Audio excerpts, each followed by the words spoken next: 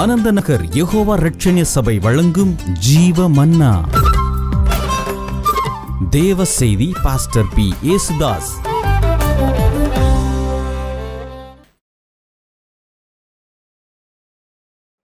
எனக்கு தெரியும், எத்தனையோ புருஷன் மனைவியை அடிப்பாங்க, உதைப்பாங்க. 5 காசு என்ன செய்ய மாட்டாங்க, செலவு கொடுக்க மாட்டாங்க. ஆனா சகித்து கொண்டே இருக்கிறாங்க. புருஷன் மேல் வைத்த அன்பு, புருஷன் மேல் வைத்த அன்பு. ஒரு குடும்ப வாழ்க்கையில் சகிப்பு வேணும்னு அன்பு வேணும். ஆவிக்கிற வாழ்க்கையில் பாருங்க, கஷ்டங்களையும் நஷ்டங்களையும் வேதனைகளையும் சோதனைகளையும் நிந்தைகளையும் அவமானங்களையும் சகித்து கொண்டிருக்கணும்னா தெய்வீக அன்பு, டிவைன் லவ் நம்மிடத்தில் நிறைந்திருக்கணும். அப்போ சகிப்புத்தன்மை. 8வது பாயிண்ட் என்ன? அடுத்து என்ன சொல்லப்பட்டிருக்கிறது? என் நாமத்து நிமித்தம் இளைப்படையாம பிரயாசம். பயங்கரமானதா. எபேசு சபை ஏற்கனவே சொன்னேன், பிரயாசத்தில் சொன்னேன். பாருங்க, பிரயாசம் வேற. இப்ப அடுத்த நிலைமையில அடுத்த லெவல் போறாங்க. எப்படி? இளைப்படையாம பிரயாசம். பிரயாசம்ங்கிறது சாதா, எல்லாரும் பிரயாசம். இப்ப அடுத்த கட்டம். ஹல்லேலூயா, ஹல்லேலூயா. இளைப்படையாம சொன்னா ரெஸ்ட் இல்லாம. நம்ம சர்ச்சில் வேலை நடக்கும் இல்லையா, நம்ம மக்கள் வேலை செய்வோம் இல்லையா, சில நாள் அவங்க ரெஸ்டே இல்லாம செய்வாங்க.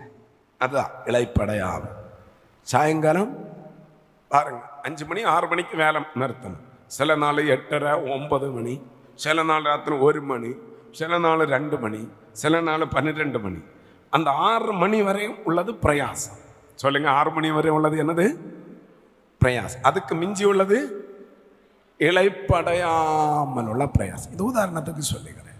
இதே போலதான் ஆவிக்குரிய வாழ்க்கையில்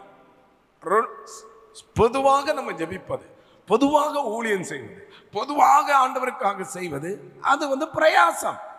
ஆனா எதுவும் பாராம பாருங்க, இரவு பகல பிரயாசப்படுறோம் அல்லவா, அதுதான் இளைப்படையாம. தன்னுடைய சுகத்தை பார்க்காம, தன்னுடைய காரியத்தை பார்க்காம, தன் குடும்ப காரியத்தை பார்க்காம ஆண்டவருக்காக ஓடுகிறோமே, அதுதான் இளைப்படையாம பிரயாசம். ஹல்லேலூயா. நான் கேட்கிறேன், எவ்வளவு காலம் குடும்பம் குடும்பம் குடும்பம் ஓடி ஓடி நிறைய பேர் பார்த்துருக்கேன். இரவு பகல எக்ஸ்ட்ரா டியூட்டி. என்ன பார்த்தோம்? உலகத்துக்காக இளைப்படையாம பிரயாசப்பட்டு என்ன அனுபவித்திருக்கிறீங்க? என்ன அனுபவித்திருக்கிறீங்க? குடும்பத்தை காப்பாற்றணும்னு இளைப்படையாம இரவு பகல ஓடி என்னத்தை கண்டோம்? ஆண்டவர் சொல்லுகிறார், என் நாமத்தை நிமித்தம். ஹல்லேலூயா, ஹல்லேலூயா. கர்த்தருடைய நாமத்து நிமித்தம் இளைப்படையாம பிரயாசப்படுகிற ஒவ்வொரு பிரயாசத்தையும் ஆமை எழுதி வைத்து பலன் கொடுக்கிறவர் நம்முடைய ஆண்டவர். ஹல்லேலூயா, ஹல்லேலூயா. எந்த ஒரு காரியம் இருந்தாலும் 6வது வசனம் என்ன சொல்லுது? 6 வேகமா. நான் வெறுக்கிற நிக்கோலாய் மதஸ்தரின் கிரியைகளை நீயும் வெறுக்கிறாய். பாருங்க, சபை பாத்தீங்களா? ஆண்டவர் என்ன வெறுக்கிறாரோ அதை சபையும் என்ன செய்கிறது? வெறுக்கிறார். அப்ப ஆண்டவர் வெறுக்கிற காரியத்தை நம்ம என்ன செய்யணும்? வெறுக்கணும். அன்றைக்கு ஆண்டவர் சொன்னா, இந்த நிக்கோலா மதஸ்தரின் கொள்கையை நான் என்ன செய்கிறேன்? அவங்க கிரியைகளை நான் என்ன செய்கிறேன்? வெறுக்கிறேன். சபை சொல்லுகிறது, நாங்களும் வெறுக்கிறோம். நிக்கோலா மதஸ்தர் என்ன மதம் என்ன தெரியுமா? என்ன மதம்? நிக்கோலா மதஸ்தர். நிக்கோலா என்கிறது ஒரு மனிதன், தனி மனிதன். பிற்பாடு அவரால் உருவாக்கப்பட்ட ஒரு கொள்கை தான் நிக்கோலா மதஸ்தர். நிக்கோலா என்ற கிரேக்க வார்த்தையோட பொருள் மேற்கொள்வோன். மேற்கொள்வோம், ஜனங்களே மேற்கொள்கள். இந்த பாருங்க, நிக்கோலா மதஸ்தருடைய தலைவர் நிக்கோலாவஸ். இவ ஒரு தேவ தூஷணம் பேசுகிறவன். என்ன தூஷணம் பேசுகிறவன்? தேவ தூஷணம் பேசுகிறவன். என்ன ஒரு பிரச்சனைன்னா, முதல் திருச்சபையில் ஒரு 7 டீக்கன் மாதிரி தெரிந்தெடுத்தாங்க. யார் தெரியும் இல்லையா? 7 டீக்கன்மார். அதில் ஒருவர் தான் ஸ்தேவான். அந்த 7 டீக்கன்மாரில் ஒருவருடைய பேரு நிக்கோலா. பண்டிதர்கள் என்ன சொல்லுகிறார்கள், ஒருவேளை அவனாக கூட இருக்கலாம். நீங்கள் அப்போஸ்தலர்களுடைய புஸ்தகத்தில் படித்து பார்த்தா தெரியும். அந்த 7 பேருக்கு பேருன்னு சொல்லப்பட்டிருக்கிறது. அதில் ஒருத்தருக்கு பேரு என்ன பேர் வருது? ஆமா, 5ஆம் அதிகாரம், 6ஆம் அதிகாரத்தில் சொல்லியிருக்கு. 5வது வசனம், 6:5. இந்த யோசனை சபையார் எல்லாருக்கும் பிரியமாயிருந்தது. அப்பொழுது விசுவாசமும் பரிசுத்த ஆவியும் நிறைந்தவனாகிய ஸ்தேவானையும் பிலிப்பையும் பிரகோரையும் நிக்கோனரையும் தீமோனையும் பர்மெனாவையும் யூத மார்க்கத் அமைந்தவனான அந்தியோகியா பட்டணத்தான் ஆகிய நிக்கோலாவையும். இந்த நிக்கோலாவு மேலும் ஒரு சந்தேகம் ஒருவேளை இருக்கலாம், இல்லாமலும் இருக்கலாம். எப்படியும் இதனுடைய ஸ்தாபனுடைய பேரு நிக்கோலாவாஸ். அந்த நிக்கோலாவாஸ் உடைய அந்த கொள்கை என்னவென்றா தேவனை தூஷிப்பது. இன்னும் நீங்கள் புரிந்து கொள்ளக்கூடிய நிலைமையில் சொல்லவன ஞானவாத கொள்கை. இந்த கொள்கையினுடைய முக்கியமான அவங்களுடைய கொள்கை என்ன? ஞானவாதம். அதாவது தெய்வீகம் கிடையாது, ஸ்பிரிச்சுவல் கிடையாது. எல்லாம் ஞானத்தினாலே சம்பாதிக்கலாம், ஞானம்தான் பெருசு. ஞானவாத கொள்கை. ஞானம் இருந்தா போதும், அதை இப்படி ஆக்கலாம், இது அப்படி ஆக்கலாம் என்று அந்த ஞானம். அதனாலதான் பாருங்க, அப்போஸ்தலனாகிய பவுல் கூட 1 கொரிந்தியர் 1ஆம் அதிகாரம் 27வது வசனத்தில் ஒரு வார்த்தை சொல்லுகிறார். 1 கொரிந்தியர் 1:27 படித்து பாருங்க. ஞானிகளை வெட்கப்படுத்தும்படி. ஞானிகளை, அதனுடைய கிரேக்க வார்த்தையின் பாருங்க பொருளை நீங்க படித்து பார்த்தா தெரியும். இந்த ஞானவாத கொள்கை அதுதான். அந்த ஞானவாத கொள்கையினர்களே வெட்கப்படுத்தும்படி தேவன் உலகத்தில் பைத்தியமானவைகளை, அவர்களுடைய பார்வையில நம்ம எல்லாம் பேசுவது அவங்களுக்கு எப்படி தோணும்? பைத்தியமா தோணும். சிலுவை பற்றின உபதேசம் எப்படி இருக்கிறதா? கெட்டுக்க போறவர்களுக்கு எப்படி இருக்கிறதா? பைத்தியமா இருக்கிறது. இந்த ஞானவாத கொள்கை என்ன இருக்கு? பைத்தியமா இருக்கிறது. பாருங்க, ரட்சிக்கப்படுகிற நமக்கோ அது எப்படி இருக்கிறதா? தேவ பலனா இருக்கிறது. பாருங்க, இந்த நிக்கோலா மதத்தினுடைய கொள்கை ஞானத்தினால எல்லாம் சம்பாதிக்கலாம். அது மட்டுமல்ல, குடும்ப வாழ்க்கையிலே அதிக மனைவிமாரை எடுக்கலாம், அதிக பெண்களை என்ன செய்யலாம்? திருமணம் பண்ணலாம். வேசித்தனம் தப்பு கிடையாது, விபச்சாரம் தப்பு கிடையாது, விக்கிரகங்களுக்கு படைக்கப்பட்டதெல்லாம் சாப்பிடலாம், அதெல்லாம் ஒண்ணுமே இல்லை. அப்படி இந்த ஞானவாத கொள்கையினர் என்ன செய்தாங்க? பரப்பினாங்க. அது நிக்கோலா மதத்தின் அடிப்படை கொள்கை. பாருங்க, ஆனா உங்களுடைய முக்கியமான இது தேவனை தூஷிக்கிறது. தேவனை தூஷிக்கிறது என்ன? தேவன் இல்லை என்று சொல்வது. தேவன் சொல்றது மதிகேடன் தேவன் இல்லை என்று யார் சொல்றானா? மதிகேடன் தண்ணீர் இதயத்தில் பேசுற. இரண்டாவது அங்கே சொல்லுகிறார், இந்த தேவ தூஷணம் சொல்லுகிறவனை என்ன செய்யணும்னு பைபிள் சொல்லி இருக்கு தெரியுமா? தேவ தூஷணம் சொல்லுகிறவனே பழைய ஏற்பாட்டின்படி என்ன செய்யணும்? நீங்கள் லேவியராகமம் 24ஆம் அதிகாரம் 10வது வசனம் முதல் 16வது வசனம் வரை படிக்கும் போது உண்மையான ஒரு தேவ பிள்ளை தேவனை தூஷிக்க மாட்டாங்க. அங்க இங்க படிச்சா பார்த்து 24ஆம் அதிகாரம் 24 10 முதல் 16 வரை. அக்காலத்திலே இஸ்ரவேல் ஜாதியான ஸ்திரீக்கும் எகிப்திய புருஷனுக்கும் பிறந்த புத்திரன். பாருங்க, அங்க திருமணமே சரியில்லை. இதுதான் இவங்களுடைய நிலைமை. இஸ்ரவேல் புத்திரரோட கூட புறப்பட்டு வந்திருந்தான். இவனும் இஸ்ரவேலனாகிய ஒரு மனிதனும் பாளையத்திலே சண்டை பண்ணினார்கள். பாருங்க, இப்படிப்பட்டவங்க சண்டை போட்டுட்டே இருப்பாங்க. அப்பொழுது இஸ்ரவேல் ஜாதியான அந்த ஸ்திரீயின் மகன் கர்த்தரின் நாமத்தை நிந்தித்து தூஷித்தான். அவனை மோசேயினிடத்தில் கொண்டு வந்தார்கள். அவன் தாயின் பேர் செலோமி. பாருங்க, அட்ரஸ் வர கிளியரா சொல்லி இருக்கிறது. சன்னாப்பு, மதர் ஆஃப் எல்லாம் போட்டு. அவள் தான் கோத்திரத்தான் ஆகிய திப்ரியின் குமாரத்தி. ஏன் அப்பா பேர் சொல்லாம முதலாவது அம்மா பேர் சொன்னாங்கன்னு தெரியல. அடுத்து, கர்த்தரின் வாக்கினாலே தங்களுக்கு உத்தரவு வரமட்டும் அவனை காவல் படுத்தினார்கள். பாருங்க, மோசே சொல்லிட்டான். மோசே கிட்ட கொண்டு வந்தாங்க. ஆத்திரப்பட்டு ஆத்திரம் சூத்திரன்னு மோசே விதி சொல்லல, தீர்ப்பு சொல்லல. ஆண்டவர் என்ன சொல்றாரு என்ன பார்ப்போம்னு சொல்லி காவல் படுத்தின சிறைச்சாலையில் வச்சுட்டாங்க. அப்பொழுது கர்த்தர் மோசேயை நோக்கி, தூஷித்தவனை பாளையத்துக்கு புறம்பே கொண்டு பாருங்க. ஆண்டவர் என்ன சொன்னா, அவர் இறக்கப்பட்டு மன்னித்து விடுன்னு சொன்னாரா? இல்ல, தூஷித்தவனே பாளையத்துக்கு புறம்பே கொண்டு போ. கேட்டவர்கள் எல்லாரும் தங்கள் கைகளை அவன் தலையின் மேல் வைப்பார்களாக.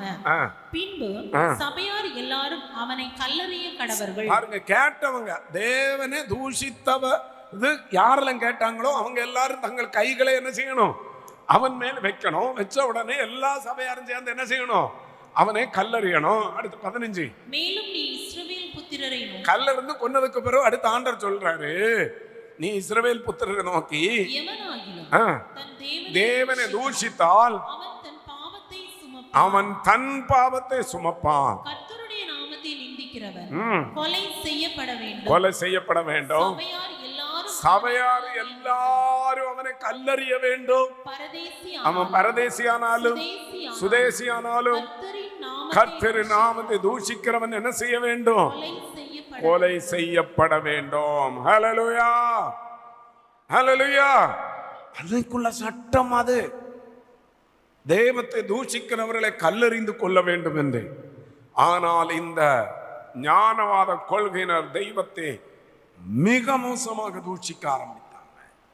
வேதம் சொல்லுகிறது, எல்லாரும் தூஷித்த போதும் எபேசு சபையார் இந்த ஞானவாத கொள்கையினர் யார் என்பதை கண்டுபிடித்தார். தேவன் வெறுத்ததே இவர்களும் என்ன செய்தார்கள், வெறுத்தார்கள். காரணம் இவங்களுடைய பாவம் என்ன, தெய்வத்தை தூஷிப்பது, அதிக பெண்களை திருமணம் பண்ணுவது, வேசித்தனம், விக்கிரக ஆராதனை, இவையெல்லாம் நிறைந்திருந்தது. இந்த எபேசு பட்டணத்தார் என்ன செய்தா, வெறுத்தா. இப்படி 9 காரியத்தை ஆண்டவர் புகழ்ந்தா. கரம் உயர்த்தி ஒரு அலையில சொல்லுங்க. அப்ப இந்த சபை நல்ல சபையா கெட்ட சபையா சொல்லுங்களேன். 10 எத்தனை கிடைச்சிருக்குது, எத்தனை கிடைச்சிருக்குது, 9 கிடைச்சிருக்குது. நமக்கெல்லாம் 10ல் 9 கிடைச்சா எப்படி இருக்கும், என்ன கிடைக்கும்? உங்களுக்கு 10 அல்ல 100 வச்சிருவோமே. இல்லை, நிறைய பேருக்கு வேண்டாம், 100 வச்சு 100க்கு 90 கிடைச்சா என்ன நினைப்பீங்க? சந்தோஷமா இருக்குமா, துக்கமா இருக்குமா? எல்லாருக்கும் சந்தோஷம், எல்லாருக்கும் சந்தோஷம். ஒரு பையன் ஸ்கூல்ல ப்ரோக்ரஸ் ரிப்போர்ட் கொண்டு கொடுத்தாங்க தகப்பன்கிட்ட. 8ஆம் வகுப்பு படிச்சுட்டு 90 மார்க். எத்தனை மார்க்கு? 90 மார்க்கு. ஆனால் அப்பாவுக்கு சந்தோஷமே இல்லை. அப்பாவுக்கு என்ன இல்லை, சந்தோஷமே இல்லை. அப்பா கேட்டாங்க, டேய் உனக்கு எப்படிடா இந்த 90 மார்க்கு கிடச்சி, எப்படிடா கிடச்சி? இந்த 0 நீ தான் போட்டிருக்கணும். இந்த 0 யாரு தான் போட்டிருக்கணும், நீ தான் போட்டிருக்கணும். அவன் ஆணையிட்டு சொன்னானா, அப்பா நான் 0 போடவே இல்லை வேண்டாம். ஆனால் இந்த அப்பாவுக்கு ரொம்ப அது ஒரு நெகடலாக இருக்கும். அங்கனம் படித்து பெரிய ஆளாகி போய்ட்டு திடீர்னு அப்பா நல்ல வயசாகி படிக்கலாம், இப்போ சாக போறாரு. மகனை கூப்பிட்டான், டேய் இங்க வா, நான் சாக போகிறேன். அதுக்கு முன்னாடி எனக்கு ஒரு சத்தியம் உண்மை தெரியணும். என்ன உண்மை? நீ அன்னைக்கு 8ஆம் வகுப்புல அந்த மார்க் லிஸ்டில் அந்த 0 நீ தானடா போட்ட, உண்மை சொல்லுடா. அவன் சொன்னாரா, அப்பாவுக்கு கையை பிடிச்சு, அப்பா அந்த 0 நான் போடவே இல்லை. அப்புறம் எப்படிடா உனக்கு 90 கிடச்சி? அப்பா சத்தியமா சொல்கிறேன் அப்பா, 0 நான் போடலை, எங்கள் டீச்சரு தான் 0 போட்டேன். புரியல உங்களுக்கு? சத்தியமா நான் என்ன போடலை, 0 நான் போடவே இல்லை. 0 போட்டது யாரு? அப்ப இவ எதுவும் போட்டிருக்கா? எனக்கு கிடைச்சது எத்தனை மார்க்கு? இப்படி நிறைய பேர் என்ன செய்வாங்க, மார்க் எடுப்பாங்க. எபேசு சபையாருக்கு எத்தனை மார்க்கு? 90 மார்க். இன்னும் ஒரு கேள்விக்கு தான் விட.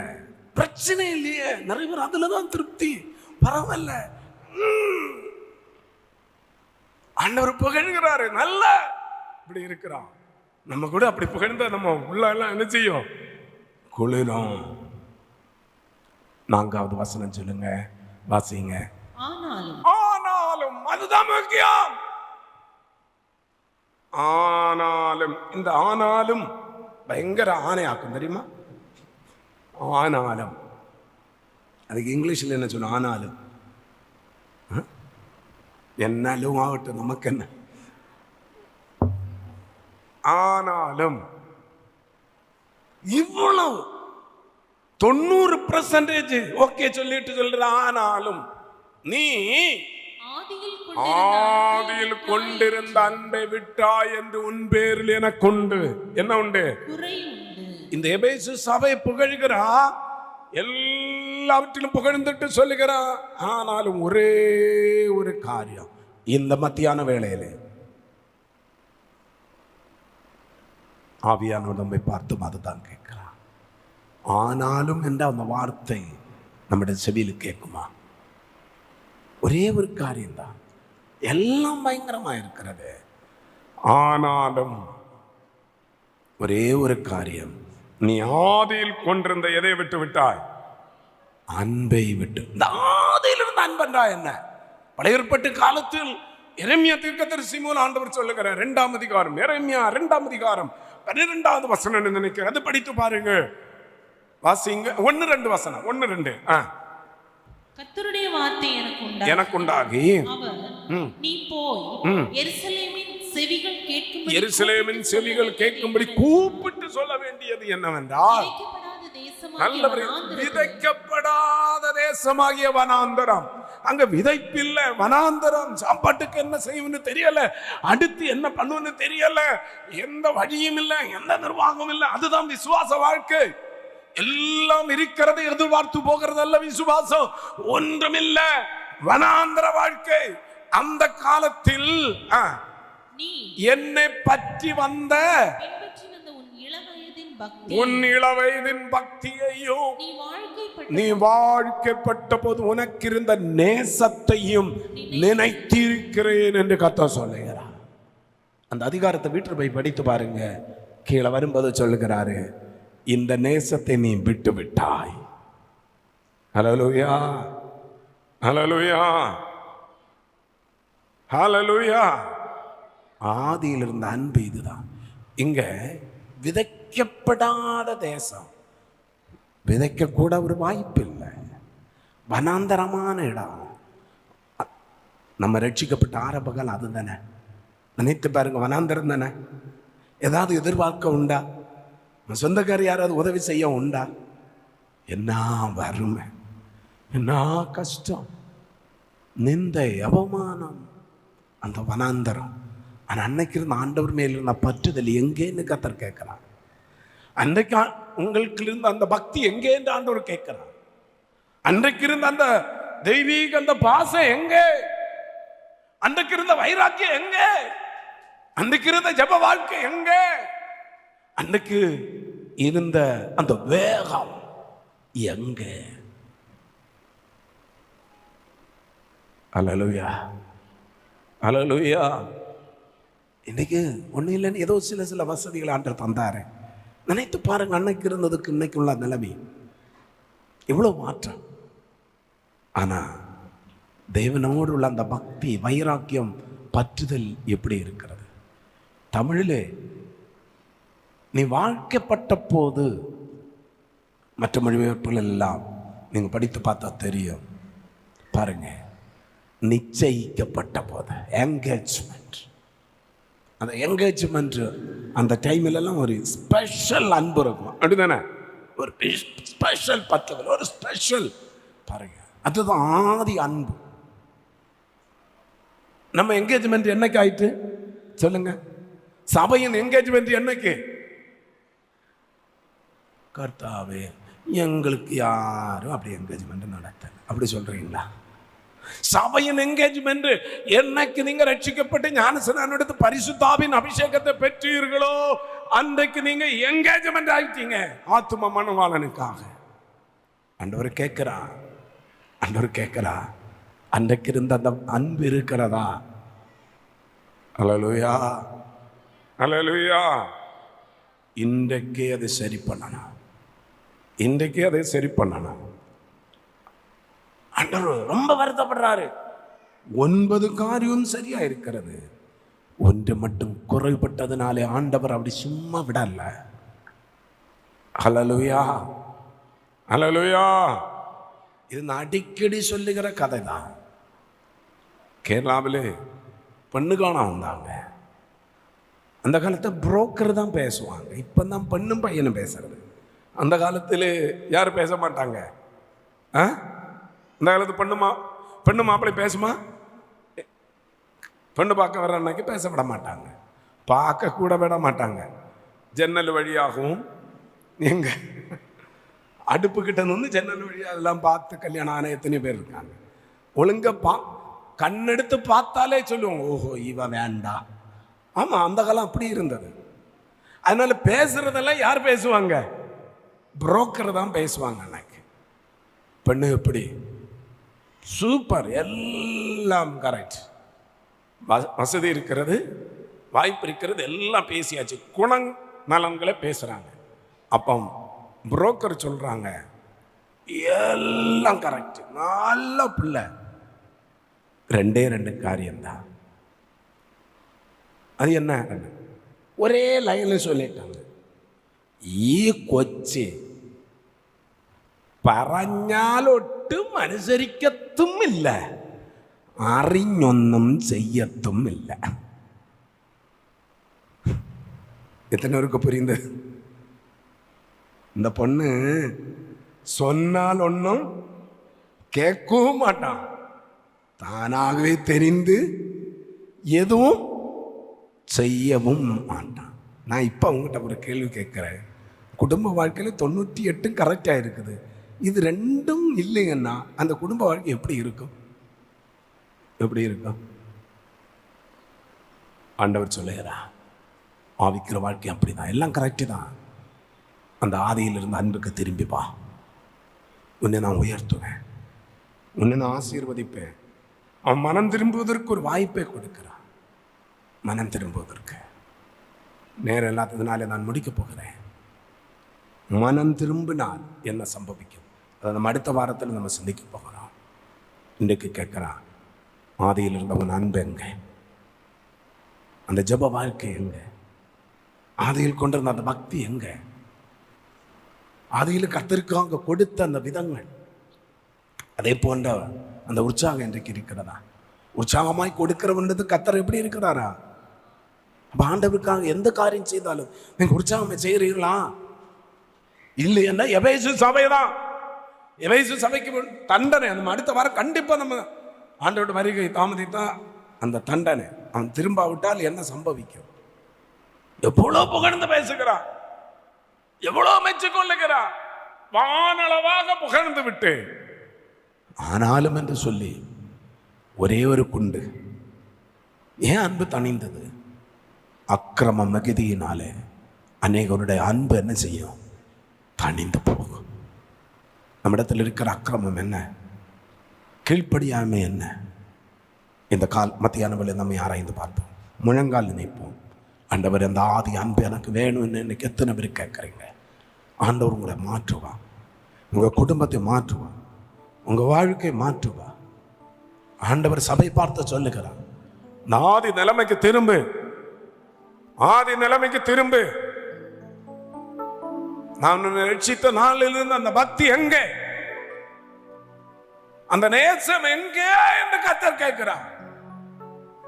ராபா சம்பலா தெரிக்கதாரபா. அப்போஸ்தலன் பவுல் சொல்லுகிறார், உங்க கண்கள் வரையிலும் பிடுங்கி கொடுக்கிறதற்கு நீங்க ஆயத்தமாயிருந்தீர்களே. இன்னைக்கு ஏன் இப்படி ஆயிற்று? இன்னைக்கு ஏன் இப்படி ஆயிற்று? உங்களை மயக்கினவன் யார்? உங்களை மயக்கினவன் யார்? ஆண்டவர் சொல்லுகிறார், திரும்ப ஒப்பு கொடு. ஒரு வாய்ப்பை ஆண்டவர் தருகிறார். பல வாய்ப்பு கிடைத்து நம்ம திரும்ப, இது ஒரு வாய்ப்பு அல்லவா? எபேசு சபையே, நீ திரும்ப. ஆனா அந்த எபேசு சபை பிறகு திரும்ப இல்ல. அடுத்த வாரத்தில் நான் சொல்லுகிறேன். அதுக்கு வந்த பரிதாப முடிவு பயங்கரமா இருந்தது. இன்றைக்கு உலகத்தின் நடுவில் துருக்கி தேசத்தில் அந்த எபேசு பட்டணம், எபேசு சபை இருந்த இடம் இன்றைக்கும் அது ஒரு சாட்சியாக நிற்கிறது. மனம் திரும்பாவிட்டால் என்ன சம்பவிக்கும் என்பதற்கு இன்றைக்கும் ஒரு சாட்சியாக இருக்கிறது. அப்படியே ஒப்பு கொடுங்க. கொஞ்சம் நேரம், ஒரு 5 நிமிஷம் தேவ சமூகத்தை ஒப்பு கொடுத்து ஜெபம் நம்ம புதிதாக்கி கொள்வோம். ஆண்டவரே, அந்த ஆதி அன்பு எனக்கு வேணும். அதிலிருந்த வைராக்கி எனக்கு வேணும். அதிலிருந்த அந்த பக்தி எனக்கு வேணும். அதிலிருந்த அந்த தேவனோடு உள்ள உறவு, தேவனோடு உள்ள அந்த பாசம் எனக்கு வேணும்.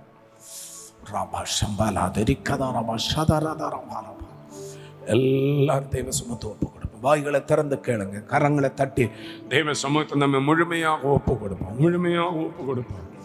ஒரு தீர்மானத்தோடு இந்த ஆனாலும் இந்த இடத்துக்கு நம்ம போகக்கூடாது அல்லவா? போகக்கூடாது. ஆமென். எல்லாம் ஒழிந்து போகலாம். அன்பு ஒழியக்கூடாது. அன்பு தணியக்கூடாது. அன்பில் கோட்டம் இருக்கக்கூடாது. ஹல்லேலூயா, ஹல்லேலூயா, ஹல்லேலூயா. ஆவியானவரே, ஆமென், ஆமென். எல்லாரும் கொஞ்சம் நேரம் அப்படி ஒப்பு கொடுங்க. தேவ சமூகத்தை ஒப்பு கொடுங்க.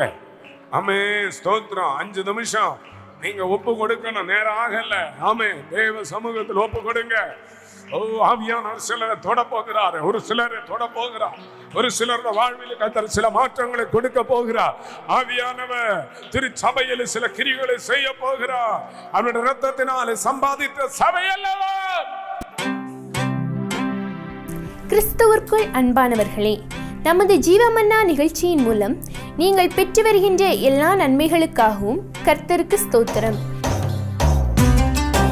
மேலும் நீங்கள் அதிகமான நன்மைகள் பெறும்படியாக நமது யெகோவா இரட்சணிய சபையில் ஞாயிறுதோறும் காலை 7 மணிக்கு முதல் ஆராதனையும், காலை 10:30 மணிக்கு 2வது ஆராதனையும், புதன் காலை 10:30 மணிக்கு பெண்கள் ஜெபமும், மாலை 7 மணிக்கு வேத ஆராய்ச்சி கூட்டமும், வெள்ளி காலை 10:30 மணிக்கு உபவாச கூட்டமும், சனி மாலை 7 மணிக்கு ஆயத்த ஜெபமும் நடைபெற்று வருகின்றன. மேலும் சிறுவர் வேத பாடங்களும் வாலிபர் கூட்டமும் நடைபெற்று வருகின்றன. நீங்கள் வேறு ஆவிக்குரிய சபையில் போகாதவர்கள் இக்கூட்டங்களில் பங்கு பெற்று தெய்வீக ஆசீர்வாதத்தையும் விடுதலையும் பெற்று செல்ல அன்புடன் அழைக்கிறோம். மேலும் பாஸ்டர் பி. ஏசுதாசன் அவர்களும் சகோதரி லதா ஏசுதாசன் அவர்களும் உங்களுக்காக ஆவிக்குரிய ஆலோசனைகள் தந்து உங்களுக்காக ஜெபிக்க ஆயத்தமாய் இருக்கிறார்கள். 24 மணி நேர ஜெப தேவைக்கு நீங்கள் தொடர்பு கொள்ள வேண்டிய நமது முகவரி: பாஸ்டர் பி. ஏசுதாசன், யெகோவா இரட்சணிய சபை, 3/268B, குருகுலம் சாலை, அனந்தன் நகர், ஆசாரிப்பள்ளம் அஞ்சல், கன்னியாகுமரி மாவட்டம் 629201. ஃபோன் நம்பர் 046522360339 மற்றும் 9940580339.